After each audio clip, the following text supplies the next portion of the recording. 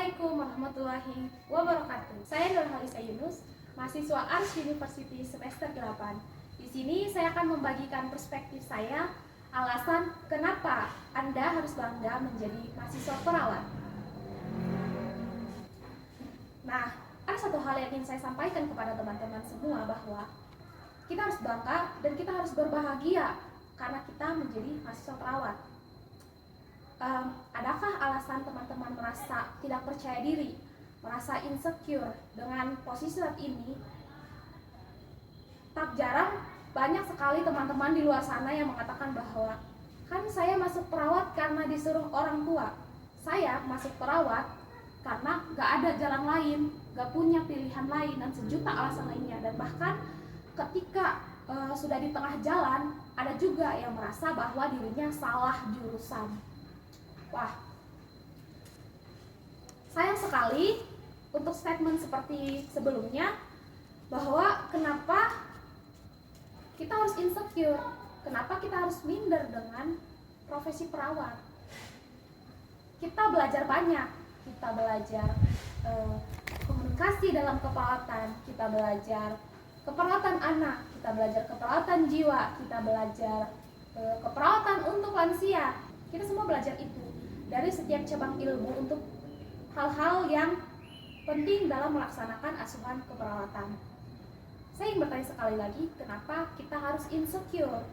Atau gampangnya, kenapa kita harus minder?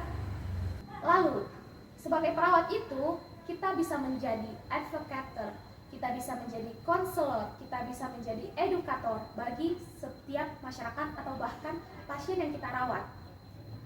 Siapa yang akan menjalankan asuhan keperawatan kalau bukan kita?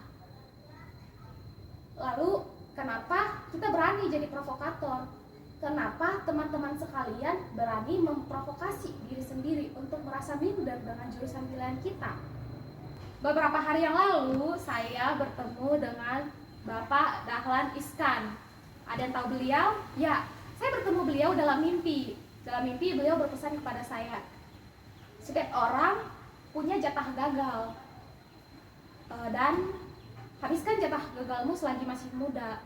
Kita bisa memaknai kata-kata ini bahwa setiap orang itu pasti jatuh dan kedepannya banyak sekali kerikil-kerikil tajam dan batu-batu besar yang menghalangi jalan kita.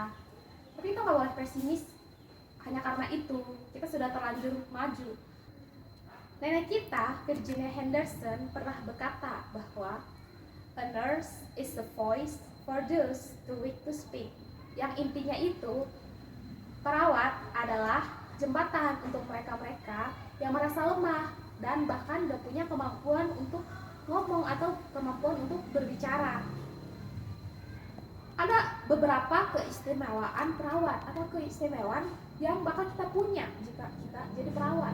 Yang pertama, kita punya intelligence, kita punya good communication, kita punya kesabaran atau patience, dan kita punya emotional awareness.